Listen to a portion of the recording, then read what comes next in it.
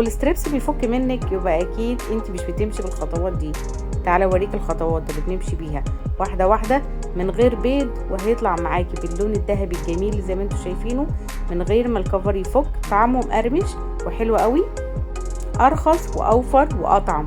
ما تنسوش تعملوا لايك، سبسكرايب، شير كتير للفيديو علشان خاطر القناه بتكبر بيكم. يلا بينا على طول. اول حاجه انا عندي نص كيلو، كان عندي ده بانيه. لو عندك صدور فراخ عادي هاتيها واشتغلي بيها، بس انا كان عندي بانيه فبرضو اشتغلت بيه. بنقطعها بالطول بالمنظر ده، وتمشي عكس اتجاه النسيج بتاع الفراخ.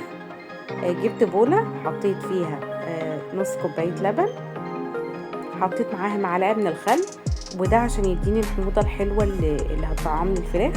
بدات احط التوابل عندي، نص معلقه من الكزبره، الكمون، البابريكا والكركم، وحطيت كمان نص معلقه من الملح، وحطيت نص معلقه من الفلفل الاسمر، ونص معلقه من مرقه الفراخ. كل التوابل دي ببدا ان انا ادوبها حلو واخلطها مع اللبن. ولو مش عايزين تستخدموا لبن ممكن تشيلوا اللبن بالخل وتحطوا يا اما رايب يا اما زبادي. الحاجات دي بتطري نسيج الفراخ. ببدا انزل بالفراخ عندي طبعا بعد ما انا غسلتها بالخل والملح كويس والدقيق.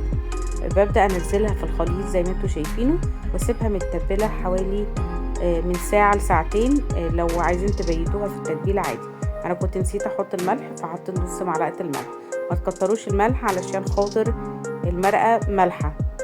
طيب تاني حاجة انا غلفتها بالدقيق وسبتها شوية في التلاجة. وبعد كده بعمل تاني خطوة ان انا بغمسها في التوابل اللي انا كنت عاملاها فيها التتبيلة نفسها.